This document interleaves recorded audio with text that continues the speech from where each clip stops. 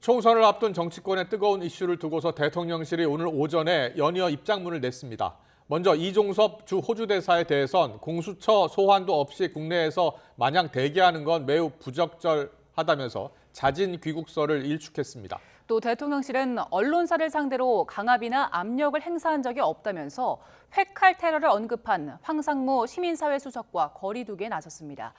취재기자 연결합니다. 조은지 기자. 네, 용산 대통령실입니다. 네, 이종섭 대사 관련 논란이 계속 이어졌는데 대통령실의 첫 번째 공식 입장이 나온 거군요. 네, 그동안은 고위 관계자들 입을 통해서 이종섭 대사의 임명부터 부임, 활동 등에 문제가 없다는 대통령실 뜻이 전해졌는데요. 오늘 대변인 실명이 공식 입장이 처음으로 나왔습니다. 대통령실은 이종섭 전 국방장관을 호주 대사로 임명한 건 인도태평양 지역에서 한미일, 호주와의 안보 협력과 호주 대규모 방산 수출에 비춰 적임자를 발탁한 정당한 인사라고 강조했습니다. 또 검증 과정에서 고발 내용을 검토한 결과 문제될 게 전혀 없다고 판단했고 공수처도 고발 이후 6개월간 한 번도 소환 요청을 한 적이 없다고 지적했습니다. 대통령실은 이종섭 대사가 출국 전 스스로 공수처를 찾아 4시간가량 조사받았고 언제든 소환하면 귀국해서 조사받을 거라고 설명했습니다. 법무부에서만 출국금지 해제를 결정받은 게 아니라 공수처에서도 출국 허락을 받고 부임했으며 공수처도 다음 기일 조사 준비가 되면 소환 통보를 하기로 했다고 강조했습니다. 대통령실은 그러면서 공수처가 조사 준비가 안 돼 소환도 안 한 상태에서 재외 공관장이 국내에 들어와 마냥 대기하는 건 매우 부적절하다고 밝혔습니다.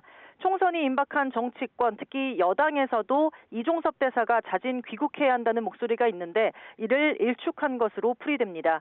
대통령실은 이번 사태를 공수처와 더불어민주당 좌파 언론이 결탁한 정치 공작으로 규정하고 있습니다.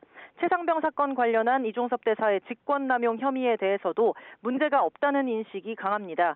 대통령실은 군 사망 사건은 민간 경찰에게 수사권이 있는 만큼 봐주기 수사나 수사 무마 자체가 성립할 수 없다고 판단하고 있습니다. 또 최상병 사망과 관련해 책임 관계를 구체적으로 따지는 건 군 인사권자인 장관의 고유 책무고 이를 하지 않은 것이 오히려 직무 태만이라는 입장입니다.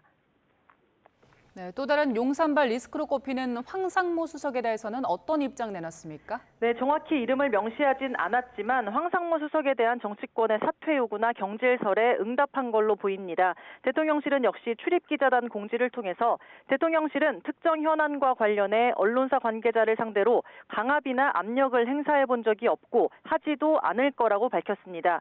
윤석열 정부는 과거 정권들처럼 정보기관을 동원해 언론인을 사찰하거나 국세청을 동원해 언론사 세무 사찰을 벌인 적도 없고 그럴 의사나 시스템도 없다고 강조했습니다.